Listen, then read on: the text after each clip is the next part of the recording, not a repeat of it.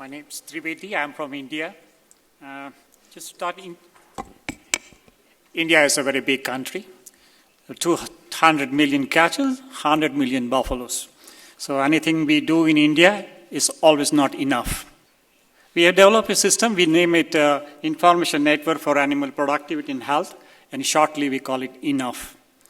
The objective of this development of system is to provide an IT infrastructure to all service providers and enabling service provider to capture data on animal identification, registration, artificial inseminations, milk recording, genetic evaluations, nutrition services, health services.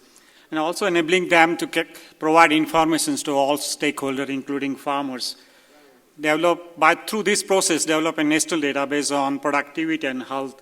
And when we have a central database, then also help to estimate breeding values for cattle and buffaloes. Developing whole system, we ensure that participation happens at all levels, including farmers. We also ensure that the central database is used as much as we can, and use this as an extension tool for promotion. I'll just give you an overview of the system. Any organization can join the system, can select a service, either AI services or protein testing program, or nutrition or health, or it could have a laboratory, which could have a milk component laboratory, nutrition laboratory, a research diagnostic laboratory. Once it selects the services, it can define a hierarchy in the organizations. Maybe we have kept 5 layers of hierarchy. So let's say regional manager, area officers, field technicians. So you can define in each services the layers. And at the grassroots level, there are technicians. Now, these technicians are provided handheld devices. It may be earlier with a personal digital assistant, then we have notebooks, laptop, and now smartphones, tablets. Now, these field workers, in earlier case when they handled devices that have where you have a local database, so the validation happens right in the handheld devices. There's also local database which can produce some few outputs from that local database, and then this local database is synchronized to the central server. And synchronization happen on both the sides. Likewise, you have the services like AI services where you have AI, PD, cowing, other services. In milk recording, you have yield measurement, milk sample connection for milk component analysis, typing, growth recording. In case of nutrition, we have a ration balancing service for individual animal ration balance, or group of animal ration balancing, and feed and fodder sample analysis. In case of veterinary services, we have treatment, diagnostics, testing, outbreak details, vaccinations, deworming. So all aspects of veterinary services is also included. So these are all the services. And once this local database is, then data goes to the central server. The central server then can be used for several purposes. We do a lot of analytic work on the central servers, including estimation of breeding values. This central database also sends SMS messages to farmers on their powerful mobiles. Like example, say, this animal is expected to come in heat next 2 days. Please watch. If animal comes in heat, please call the AI technician this number. This animal is expected to cow in next 1 week. Please watch. Likewise, several messages goes to the farmer's mobile and also in the regional languages. So we have the platform is that we have developed the systems on a desktop, on the notebooks, on the laptop, in the smartphones, on the tablets, and it's on the window base. But recently, when we started on tablets, we also using Android platform. The hardware infrastructure, we have server, which is MS SQL server. Then desktop version has a web-based system, .NET framework. The tablet client is, as I said, that is also Windows-based and Android platform. Handheld devices, we have a Windows-based applications, then the local database, and then there is a synchronization middleware. And then is a web-based thin client. So these are the technology used. So just to give an idea about, so there is a desktop application, and the desktop applications where it can go through internet or the GCM or CDMA technology to the central server. The central server has a database server, also web-based application server, and it has also a data warehouse server, which is used for analytical works. Then there is from the laboratory to the internet, it goes to the central server. Then there are SMS messages goes to the farmer's mobile, and this is how whole network works. So at the software side, this is divided in 7 applications. First is administration applications, which is define the organization, the hierarchy in the organization, what services is collect, and a lot of masters that we have to create before starting using the application. The desktop application is window-based application, featuring all the complete functionality of the system, both for capturing data and providing all kinds of reports. Laboratory applications is window-based service through internet. It also has 3 components: the milk component analysis, feed fodder analysis, and disease diagnosis. The PDA applications earlier, which we had, was a handheld device applications, which has a functionality for capturing data and producing local outputs and then synchronizations to the main server. The analytical reporting, it works on the data warehousing at the central server, where you can just hook into the central server through the data warehousing server. You can produce a lot of analytical reports, which is primarily a knowledge-based outputs.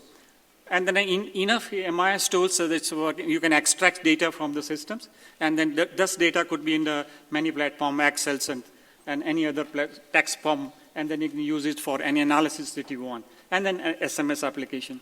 The prerequisite for using these applications, of course, is identifications. We use 12-digit number. First 11 digit are serial number, and the last digit is check digit, which is derived from first 11 digit. This is unique number for whole country, so there is no duplication. We don't use anything for regional. It is just a number, last digit, check digit. The information system take care about region, farm, number, ownership, anything. This is a mandatory requirement for using the system. And NDDB is centrally monitoring this numbering system. We have all the villages in the country, about 612,000 villages. The geographical location of every village is fixed, and that is available to the system. So person has to just select what is available in the system. And within a village, the village system remains permanent, same. But with one village becomes little more, then they divide it, so hamlet can be there within village. But village system fixed. Now the user selects village. So then there is a hierarchy which is built in the system. As I said earlier, the 5 layers of things could be built into the system. And then a lot of security mechanisms are built into the system, starting from firewall at the server end, encrypted as server credential. Nobody can just get inside the server. Then organization subscribe states. It's not that any states you can use it. You have to subscribe for the states. The organization that subscribe to the services, it's not that any service could be used. Then the organization, within the organizations, they identify users, and the users are also identified for roles and the geographical locations, and then users are given passwords and ID and passwords. So all these mechanisms, you control that, implying that the user, when he uses this application, he has a given service, he has a given location, and only in that area he operates. He can't just get into anybody else area.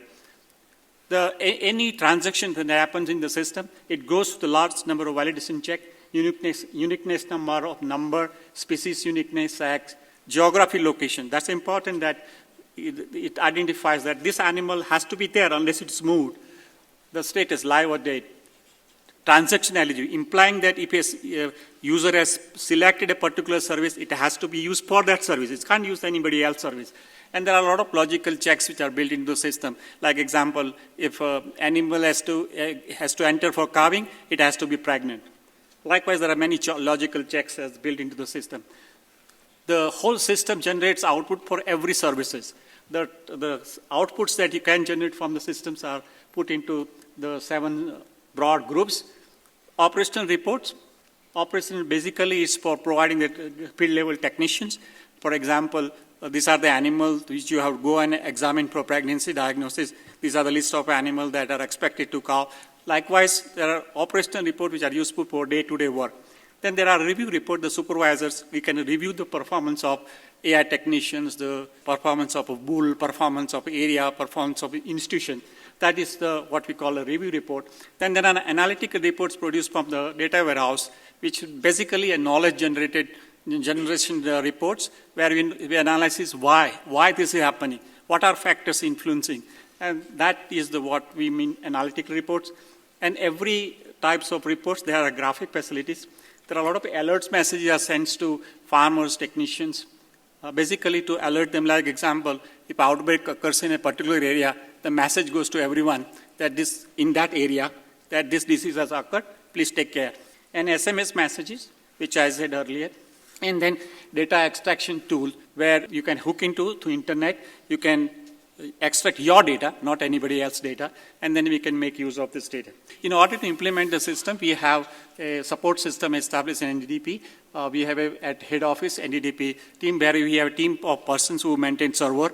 Then there are people from the software side, and then there are people who are helping in troubleshooting. We have 4 regional offices where we have set up a troubleshooting cells, southern, western, northeast, and the cell is available 24 hours for providing troubleshooting services. Training, we provide training to trainers first, and trainers in turn train their people, and there are a lot of refresher training program. This system we launched this system somewhere around 2008. Today, this system has already 3.75 million animals, 1.77 million farmers have been registered under the system, and there are 15,000 users. Something like 20,000 villages are covered in the system. These are primarily a focus area is performance recording, and we cover other areas. But so our projects are there, about 85 projects are there. Now, I can't describe you all the services that system has. I will just give you 1 or 2 services and give an example how whole thing works.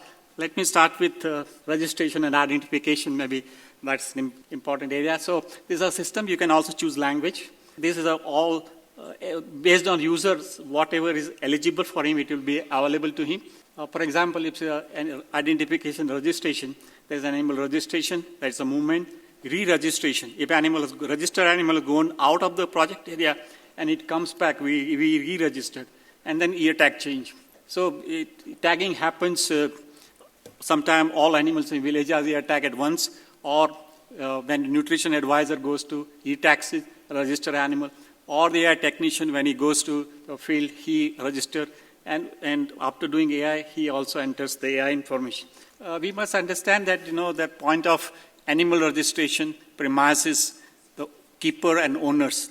But in our case, this is a owner house, this is animals are there, and owner and keeper is same, premise is also a house.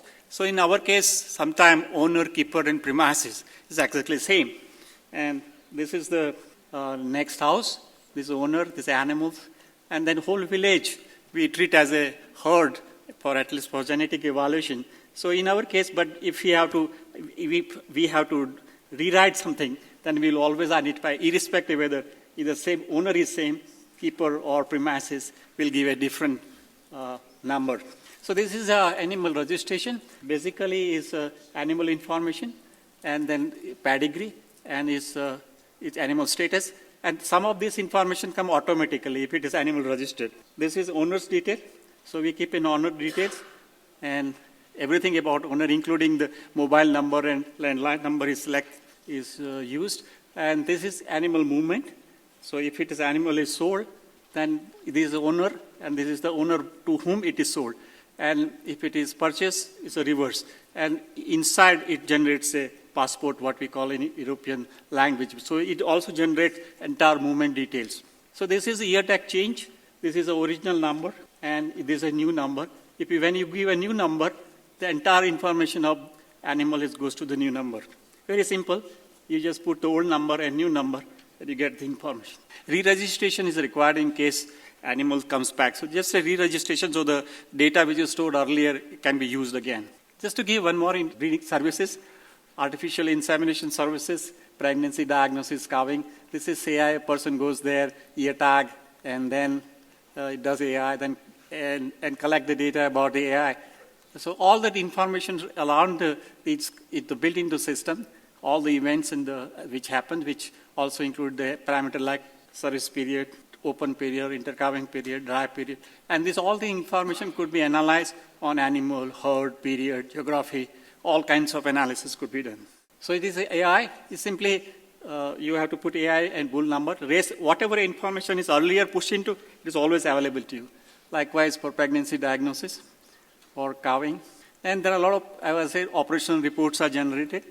These are kind of operational reports. Then review reports. You can just evaluate the performance of people, performance area, performance bull, performance of organization, and variety of way you can reclassify. This is a review report.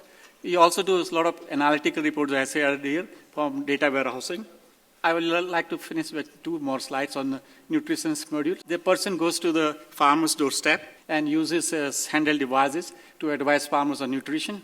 It's as I said, the most important part is to make farmer participate in the whole process. So we finally do ration balancing for 4 normally, but you can choose any number of parameter. So primarily it is animal. If it is registered, this information is available. Many things will be available. Add fat percentage, protein, milk yield, and then you select parameter you want, and then you have which give you information about what is the requirement of animal in terms of TD, NCP, calcium.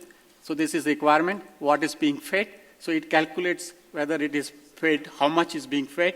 So calcium is deficient, phosphorus is deficient, TDN is a little higher. This is what is being fed.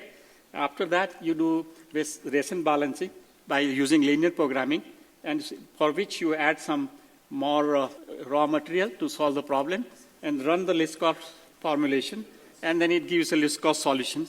And that solution is here. This solution is list cost solution, which is saving something around 1.5 rupees in this case. And so this is the advice is given to farmers. And this is just 1 or 2 services that I described. There are very large number of services, large number of events that happen. In every event there are transactions. And in this system, every transaction a tag is attached about institution. So you can also classify any transaction which happens through the system.